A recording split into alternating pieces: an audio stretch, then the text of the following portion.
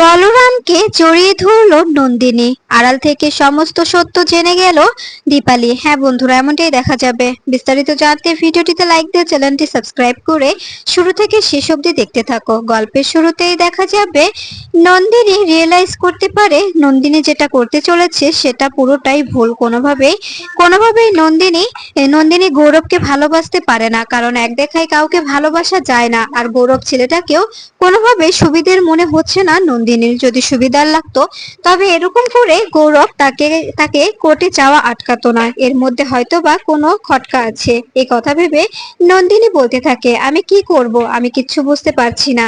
ড্যাডের মুখের দিকে তাকিয়ে বিয়েতে আমি রাজি হয়েছিলাম, কি করে যে আমি গৌরবকে ভালোবেসে ফেললাম এটাও জানি না। এরপরে দেখা যাবে হঠাৎই তটিনী এসে বলতে থাকে, দিদি তোর জন্য একটা গিফট আছে, আর গিফটটা এনেছে বলরাম দা। এ কথা শুনে নন্দিনী অবাক হয়ে যায় আর বলতে থাকে, কি বলছিস এসব? বলরাম দা গিফট এনেছে মানে? তখনই নন্দিনী বলে, আমি বুঝতে পারছি না বলরাম কেন আমার জন্য গিফট নিয়ে আসবে। তখনই তটিনী বলে, আসলে আমিও জানি না, কিন্তু কিন্তু বলরাম দা তোর জন্য গিফটটা এনেছে। তুই প্লিজ এই গিফটটা ফিরিয়ে দিস না। উনি অনেক আশা নিয়ে এনেছে। উনি বলেছেন এটা জানে যাতে করে তুই তোর বিয়েতে নিজের শরীরে উদাহরণ করিস। তুই নিজের শরীরে এটা করলে উনি অনেক খুশি হবে। এ কথা শুনে তখন দেখা যাবে অবাক হয়ে যায় নন্দিনী বলতে থাকে, কেন এমনটা কেন বলেছে উনি? বুঝতে পারছি না কেন এমনটা বললো যে আমি যদি এই শাড়িটা পরি তবে উনি অনেক খুশি হবে। তখন এই কথা শুনে দেখা যাবে তটিনী বলতে থাকে, আমি অত কিছু জানি না। এরপরে দেখা যাবে আয়ুষী এসে বলতে থাকে, বলরাম দা তোকে মনে হয় ভালোবেসে ফেলেছে। এ বলে হাসতে থাকে। তখনই নন্দিনী বলে, বাড়াবাড়ি করিস না আয়ুষী, তুই সত্যি সত্যি সব জিনিসে একটু বেশি বাড়াবাড়ি করছিস, যেটা করা একদম ঠিক নয়। নিজের মুখ সামলে সংযত রেখে কথা বলিস, এভাবে কথা বলিস না। নিজের ভুলটা বুঝতে শেখ, কখনো নিজেকে ছোট করিস না, বুঝতে পেরেছিস? এ কথা শুনে দেখা যাবে নন্দিনী সবাইকে বলতে থাকে, তোরা সবাই এখন এখান থেকে বেরিয়ে যা, আমার ভালো লাগছে না। এরপরে দেখা যাবে সবাই বেরিয়ে গেলে নন্দিনী দরজা আটকে বলতে থাকে, নিশ্চয়ই নিশ্চয়ই বলরাম দেব সত্যি আমাকে ভালোবাসে, কারণ আমি ওর চাহনি দেখেই বুঝতে পেরেছিলাম। কিন্তু আমি কি করব? এরপরে নন্দিনী মনে মনে বলতে থাকে, আমিও তো ওকে ভালোবেসে ফেলেছি, কিন্তু কোনোভাবেই তো বলতে পারিনি, তাই না? আমি যদি বলতে পারতাম তবে অবশ্যই বলতাম, কিন্তু আমি কখনো ভাবতে পারিনি যে উনিও আমাকে ভালোবাসে। এদিকে দেখা যাবে পরশুরাম আর বলরাম মুখার্জিদের গোডাউনের সামনে দাঁড়িয়ে থাকে। ঠিক তখনই একটি বড় গাড়ি করে কিছু মালপত্র এলে সেগুলো গুন্ডাগুলো নামাতে থাকে। এটা দেখে অবাক হয়ে যায় পরশুরাম বলতে থাকে, দেখেছিস বলরাম, আমার আইডিয়াটাই ঠিক। আমি বলেছিলাম যে কিছু একটা ঘটতে চলেছে, কিছু একটা অবশ্যই ঘটবে। আমার কথাটা বিফলে যায়নি, আমার কথাটা মিথ্যে হয়নি, বুঝতে পেরেছিস? তখনই বলরাম বলে, হ্যাঁ আমি জানতাম যে তোর কথা মিথ্যে হবে না, তাই তো এখানে এসেছি। এরপরে দেখা যাবে পরশুরাম ও বলরাম অ্যাকশন শুরু করে দেয়। সেখানে গুন্ডাগুলোর সঙ্গে ফাইট করতে থাকে। এরপরে গুন্ডাগুলোকে সবকটাকে আটক করে গোডাউনের মধ্যে আটকে রাখে আর বলতে থাকে, কেউ যেন ঘুণাক্ষরেও টের না পায় যে ওরা এখন আমাদের হেফাজতে। ওরা যেন কোনোভাবে বুঝতে না পারে যে আমরা ইনভেস্টিগেশন করছি, কোনোভাবে যেন ওরা বুঝতে না পারে। ওরা যদি জানে যে আমি আমি এই কোম্পানির মাথায় বসে আছি, আমি এমডি চেয়ারে বসেছি, এটাই যাতে করে ওরা মনে করে এই দিকটা দেখবি। তখনই বলরাম বলতে থাকে, ঠিক আছে, আমরা আমরা এদিকটা দেখে রাখবো, তুই চিন্তা করিস না। এরপরে পরশুরাম বলতে থাকে, আমি বুঝতে পারছি না যে গোডাউনে এত এত মালামাল কোথা থেকে আসে, আমাদের সে জায়গাটা খুঁজে বের করতে হবে। এদিকে নন্দিনী বলতে থাকে, আমি আমি আজকে আজকে বলরাম দেবকে সমস্তটা বলে দেব। তা না হলে বিয়েটা হয়ে গেলে আমার জীবনে যদি অন্য কোনো সমস্যা হয়ে যায় তখন কি হবে? আমি একটাবার ধাক্কা খেয়েছি, আর ধাক্কা খেতে চাই না। এরপরে দেখা যাবে নন্দিনী বলরামকে ফোন করে। তখনই বলরাম ফোন ধরতেই বলতে থাকে, হ্যাঁ বলুন, কি বলবেন? তখনই নন্দিনী বলে, আপনি আমার সঙ্গে একটু দেখা করতে পারবেন? একটু আর্জেন্ট কিছু কথা ছিল। তখন এই কথা শুনে বলরাম অবাক হয়ে যায়। বলরাম বলতে থাকে, আমি তো কথাই বলতে চাই, কিন্তু কোনোভাবেই বলতে পারি না। আমি আপনাকে নিজের নিজের মনের কথাগুলো বলতে চাই, কিন্তু কোনোভাবেই বলা হয়ে ওঠে না। কি করে বলবো নিজেও জানি না। এরপরে দেখা যাবে বলরাম বলতে থাকে, ঠিক আছে, কোথায় আসতে হবে? এরপরে দেখা যাবে নন্দিনী বলতে থাকে, আমি তো এখন বাড়ি থেকে বেরোতে পারছি না, তাই আপনি বাড়িতে আসলেই হবে। বাড়িতে আসলে কেউ তো সন্দেহ করবে না, তাই না? আপনি বরং পরশু শিবপ্রসাদের সঙ্গে বাড়িতেই চলে আসুন। এরপরে দেখা যাবে বলরাম বলতে থাকে, ঠিক আছে, আপনি চিন্তা করবেন না, আমি সময় মতো বাড়িতে পৌঁছে যাব। এরপরে দেখা যাবে বলরাম পরশুরামের সঙ্গে মুখার্জির বাড়িতে আসে। সেখানে এলে দেখা যাবে নন্দিনী ইশারা করে এ, বলরামকে বাগানের দিকে নিয়ে যায়। সেখানে নিয়ে গিয়ে বলরামকে জড়িয়ে ধরে নন্দিনী, আর বলতে থাকে, আমি আপনাকে ভালোবাসি, কিন্তু বলতে পারিনি। এ কথা শুনে দেখা যাবে বলরাম অবাক হয়ে যায় আর বলতে থাকে, কি বলছেন এসব? আপনি ভেবে বলছেন তো? তখনই নন্দিনী বলে, হ্যাঁ, আমি ভেবে চিন্তেই বলছি, আমি আসলে বলতে পারিনি। তখনই বলরাম বলে, আমি আমি এটা করতে পারি না, আমি আমার বন্ধুর সঙ্গে বেইমানি করতে পারি না, কোনোভাবেই না। তখনই নন্দিনী বলে, কেন বেইমানি করবেন? আপনাকে তো আমি বেইমানি করতে বলিনি। আপনি পরশুরামকে সমস্তটা বলুন, পরশুরামকে সবটা বললে ও নিশ্চয়ই বুঝতে পারবে। আমি জানি আমার এই বিয়েটা মোটেও সুবিধের নয়। এই বিয়েতে কোনো না কোনো ঝামেলা অবশ্যই আছে। ওরা কিছু একটা ঘটাবে, যার কারণে এই বিয়েটা অ্যারেঞ্জ করা হয়েছে। এখানে কোনো না কোনো সমস্যা অবশ্যই আছে। তখন এই কথা শুনে দেখা যাবে বলরাম বলতে থাকে, একদম ঠিক বলেছেন, এই বিয়েতে অনেক বড় ঝামেলা আছে। গৌরব বলে লোকটি একদম সুবিধের নয়। আমি সমস্ত খবরাখবর নিয়েছি, আর আপনার বিয়েটা ওর সঙ্গে আদেও হতে দিতাম না আমি। এ কথা শুনে নন্দিনী বলতে থাকে, তবে কি বিয়ের দিন আমাকে লগ্নভ্রষ্ট করতে চেয়েছিলেন আপনি? তখনই দেখা যাবে বলরাম মাথা নিচু করে বলতে থাকে, সেরকম প্ল্যান ছিল না। প্ল্যান ছিল যে গৌরবকে অ্যারেস্ট করা হবে আর আপনাকে আমি বিয়ে করব। এ কথা শুনে নন্দিনী অবাক হয়ে যায় আর বলতে থাকে, একটা মেয়ের মতামতের কি কোনো প্রয়োজন নেই আপনার কাছে?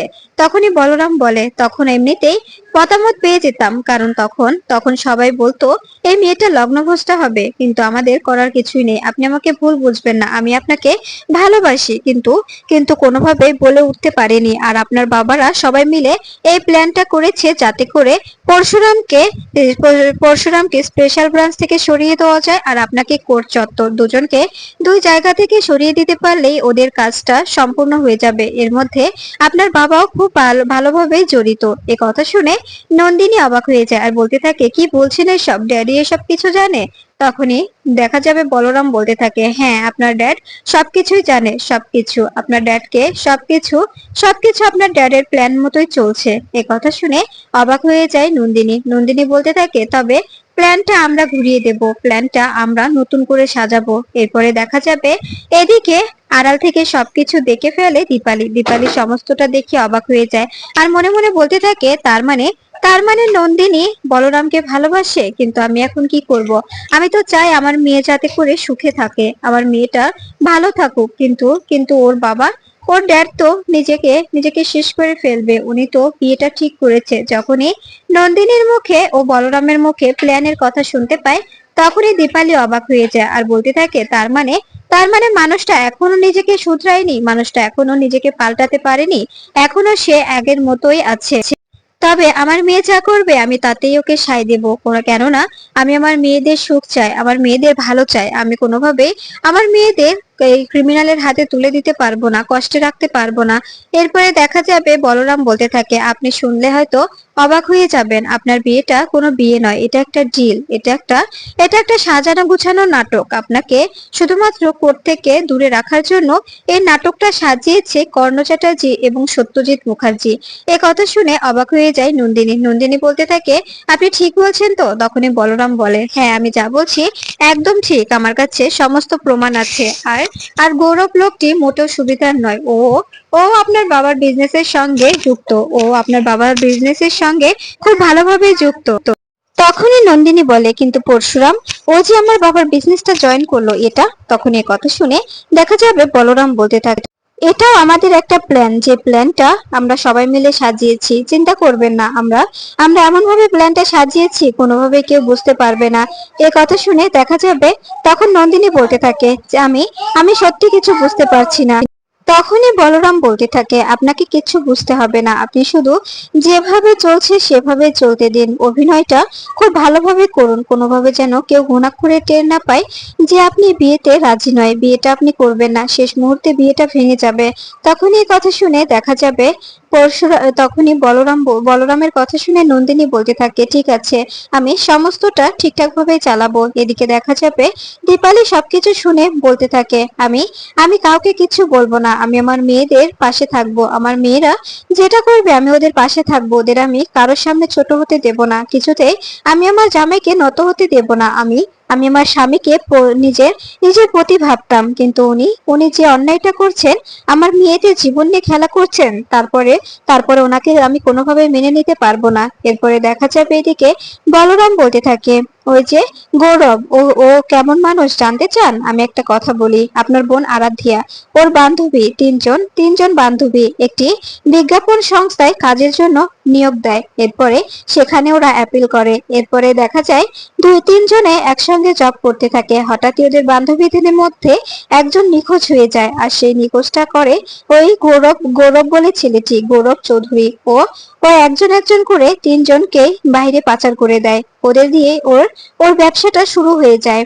ওকে ওদের দিয়ে ও নিজের বিজনেস শুরু করে। এরপরে একে একে শুধু মেয়ে নিখোঁজ হতেই থাকে। উনি নিজের কোম্পানিতে মেয়েদের নিয়োগ করে। এরপরে মেয়েরা ওখানে জব করতে থাকলে তখনই সেই মেয়েগুলোকে সেখান থেকে পাচার করে দেয় গৌরব। ওর ব্যবসায় ওর বিজনেসটাই এটা, শুধুমাত্র এই বিজ্ঞাপন সংস্থা, এটা ব্যবসার নামটা দিয়ে রেখেছে যাতে করে কোনো সমস্যা না হয়। তখনই কথা শুনে অবাক হয়ে যায় নন্দিনী বলতে থাকে, সত্যি আমি আমি ভাবতে পারছি না যে এমন কিছু হতে পারে, সত্যি আমার আমার অবাক লাগছে। তখন এই কথা শুনে দেখা যাবে পরশুরাম এদিকে তটিনীকে বলতে থাকে, আচ্ছা বলরাম এলো, বলরামকে তো দেখতে পাচ্ছি না, বলরাম কোথায় গেছে?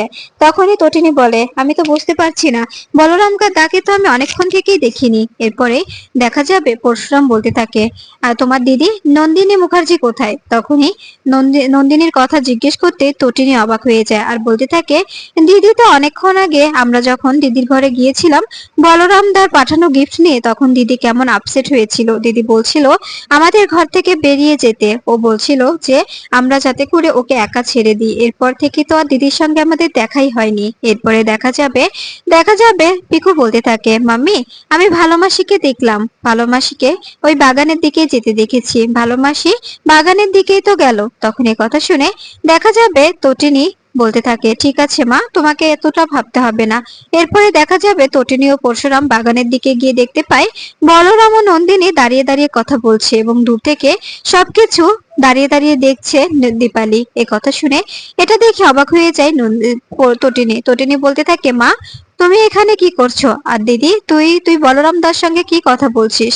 তখনই দেখা যাবে এ কথা শুনে দীপালি অবাক হয়ে যায়। দীপালি বলতে থাকে, আমি সবটা শুনে ফেলেছি বাবা, সরি, আমি এভাবে আড়াল থেকে শুনে ফেলেছি বলে সরি। সত্যি আমি জানতাম না যে এত কিছু ঘটে গেছে। আমি এখান দিয়ে যাচ্ছিলাম, হঠাৎই শুনতে পেলাম যে নন্দিনী আর বলরাম এখানে দাঁড়িয়ে দাঁড়িয়ে কথা বলছে। তাই আমি একটু এগিয়ে আসতেই নন্দিনীকে দেখলাম বলরাম দেবকে জড়িয়ে ধরতে। তাই ভাবলাম যে এটা কি করে সম্ভব। আমি প্রথমে রেগে গিয়েছিলাম, কিন্তু নন্দিনীর কথাগুলো শুনে আমি অবাক হয়ে গেলাম। নন্দিনী ও বলরামের কথাগুলো শুনে আমি বুঝতে পারছি যে আমার মেয়েটার জীবন কতটা বিপদের মুখে ছিল, আমার মেয়েটার জীবন কতটা ঝুঁকির মুখে আছে। আমি চাই না আমার মেয়েটার জীবন নিয়ে কোনো খেলা হোক। তটিনী, তুই কিছু একটা কর, তো নন্দিনীর যেন কোনো ক্ষতি না হয়। ও প্রথমে একবার অনেক বড় একটা ধাক্কা খেয়েছে, এরপরেও যদি ওর জীবনে এত বড় একটা ধাক্কা এসে পৌঁছায়, তবে এটা আমি মেনে নিতে পারবো না। আমি মা হয়ে কিছুতেই এটা সহ্য করতে পারবো না, তুই কিছু একটা কর। তখনই দেখা যাবে তটিনী বলে, মা তুমি চিন্তা করো না, সবকিছু ঠিকঠাক হয়ে যাবে। দিদি একদম স্ট্রং, দিদি তো লড়াকু একজন মেয়ে, তাই না? দিদি অবশ্যই পারবে, তুমি চিন্তা করো না, দিদিকে পারতেই হবে। দিদিকে কোনোভাবে হেরে গেলে চলবে না। দিদি যদি হেরে যায় তবে কি করে হবে বলো? দিদিকে হারতে আমরা কিছুতেই দেব না, কিছুতেই না। এরপরে দেখা যাবে এ কথা শুনে এ কথা শুনে দীপালি নন্দিনী ও তটিনীকে জড়িয়ে ধরে আর বলতে থাকে, আমি চাই আমার দুটো মেয়ে যাতে করে সবসময় সুখে থাকে, কিন্তু আমি ভাবতে পারছি না তোর বাবা কি করে নিজেকে আবার এসবের মধ্যে জড়িয়ে ফেললো। তখনই তটিনী বলে, মা কথাটা খারাপ লাগলে এটাই সত্যি, বাবা কখনো ড্যাডি কখনো নিজেকে শুধরায়নি, নিজে শুধুমাত্র কুমিরের কান্না কেঁদে এসেছে, নিজেকে ভুল করে রেখেছিল। এখন তো সেই ভুলটার মধ্যে থেকে ওনাকে বের করতে হবে, তাই না? উনি এতটাই এতটাই নিজের বিজনেসের প্রতি আসক্ত, যার কারণে নিজের মেয়েদের উনি বাজি রাখতে দুবারও ভাববে না। মা, আমরা এটার জন্য ড্যাডিকে কখনো ক্ষমা করতে পারবো না। তখনই দেখা যাবে দীপালি বলতে থাকে, আমি ওনাকে একটা সময় সাপোর্ট করতাম না, কিন্তু যখন দেখেছিলাম যে ও তোদেরকে ভালোবাসছে তখনই আমি ওনাকে সাপোর্ট করতে শুরু করেছিলাম, কিন্তু আজকের পর থেকে আমার চোখটা খুলে গেল, ওনাকে আর আমি কোনোভাবে বিশ্বাস করতে পারবো না। তখনই তটিনী বলে, মা তোমাকেও আমাদের মতো করে অ্যাক্টিংটা চালিয়ে যেতে হবে, কোনোভাবেই বুঝতে দিলে চলবে না। তুমি যদি ওদেরকে বুঝিয়ে দাও তবে কিন্তু সবকিছু শেষ হয়ে যাবে, সব খেলা শুরু হওয়ার আগেই শেষ হয়ে যাবে।